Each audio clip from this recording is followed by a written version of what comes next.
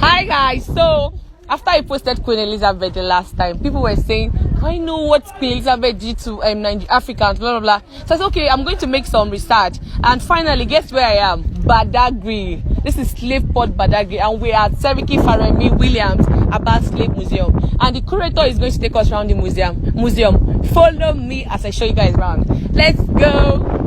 Seriki Faremi Williams Abbas Barracoon of 40 slaves cell.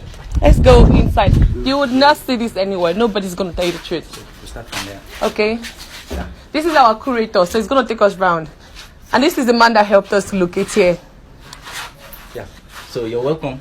Thank you. My name is Moshood once again. Nice to meet you. What's your name, ma? Miriam. Miriam. With that name, Miriam, I can't tell you where you come from. What's your native name, ma? Me, I don't have one. You don't have one? I used to be a Muslim, so Miriam is a Muslim name. Miriam is a Muslim Yeah, my name. name is Miriam Oyakilome actually. Okay. Yes. Sir, what's your name, sir? My name is Michael. Michael, what's your native name, sir? I know you're Abayomi. African. Abayomi. With that name Abayomi, I immediately know that Abayomi is from the Yoruba. But with your name Miriam, I can't tell you where you come It's from. an Arabic name. With my name Moshood, I can't tell us where I come from. Where are you from? Moshood is an Islamic name. Anybody can be a Moshood. Okay. I just want you to know how powerful African names are. My name is Bamidele. Can you tell me where I come from with that name? Yoruba Bamidele? land. Yes. We African, we have a name that tells story, history, or directory. Through your name, someone can locate you. As an African, through your name, someone can tell you where you come from. But during slave era, slaves don't have identity. They bear their master's name or any name their master wish to give to them. Like when you buy a dog and you give your dog any name you wish to give to your dog. If the white men that is slave, our forefathers retain our forefathers' name, it will be very easy for the black Americans to repatriate back to their people. But because they didn't retain their name, it's not easy for the blacks over there to trace their roots. The world know this compound as Brazilian Barracoon. Most slaves taken from this compound were being taken to Brazil, and most of them were Yoruba origin. Today in Brazil, there's a god mostly worshipped by the Yorubas called Yemoja. In Brazil, they call it Lemeja. Eshu, they call it Ezu. Iyalaka, they call it Akaraje. Shango, they call it Zango. That's why you know there were Yorubas that have been moved from this compound down to Brazil, and they still practice the same culture. And Barracoon is a Spanish word. It means dungeon, storehouse, or slave cell where slaves are being kept. In this compound, we have a total number of 40 rooms. Okay. During slave era, 40 slaves were being kept in each room. Okay. 40 times 40, 1,600 slaves were being moved in and out of this compound every 3 to 4 months. And this compound belongs to Seriki Williams Abbas. This is the man in the cenotaph. His birth name was Ifare Milekun Ifagbemi. How come the name changed to be Seriki Williams Abbas? This young man was captured at the age of 6 in a town called Jogarile in Ogun State during the Egbas and Dahomey War. He was captured by a slave trader called Abbas. Abbas was a black man, an Islamic scholar who lived in Dahomey. Abbas took this young man to Dahomey and made him a domestic slave. We have two categories of slave: the field slave and the domestic. The field slave work on the farm, the domestic work, yes, field. Okay, field. Okay. Yes, the field slave work on the farm, the domestic work in the master house. Abbas used him as a domestic slave. Later, they sold him to a white man called Williams. Williams took Ifare Milekun to Brazil and gave him education. Through Williams, Ifare Milekun speak English, Dutch, Spanish, and Portuguese. And while working for Williams, whenever Williams is going out for his business, he takes this young man along with him, consciously showing him his business. One day, Williams called him, "Young man, come, let me set you free on one condition. You work for me." And Ifare Milekun grabbed the offer as the only opportunity he has to be a free person. When Ifare Milekun left Brazil, he first settled at Lagos Island, then they called it Lagos Colony. He came to resettle in Badagry in this compound in the year 1840, when the second master, Williams, built this compound in the year 1840. Year 1895, Ifare Milekun was to ban Seriki Musulumi of Badagry. They made him the paramount ruler in Badagry. He ruled Badagry for 24 years. I will tell you much about him when we enter the museum. Let's see this other side. Okay. In the olden days in Africa, we have our own currency that we spend, our own money.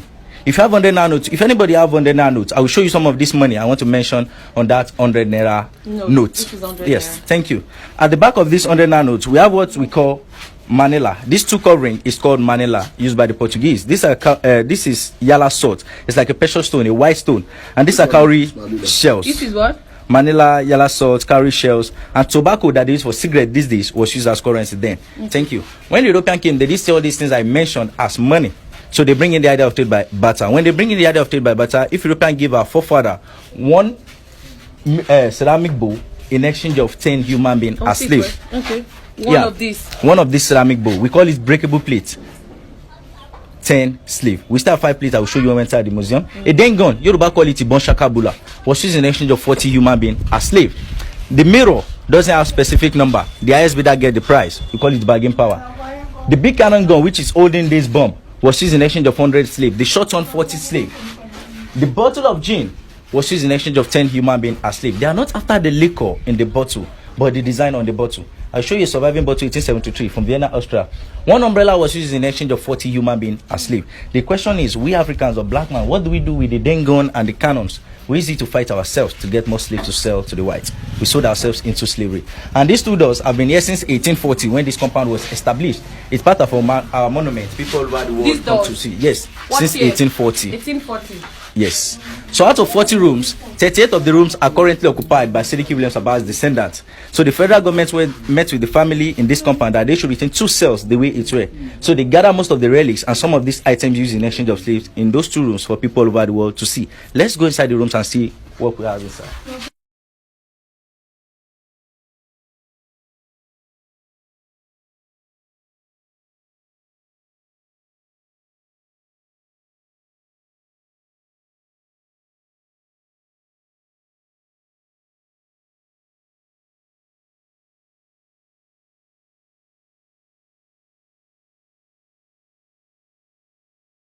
Okay, this was the cell. As small as it is.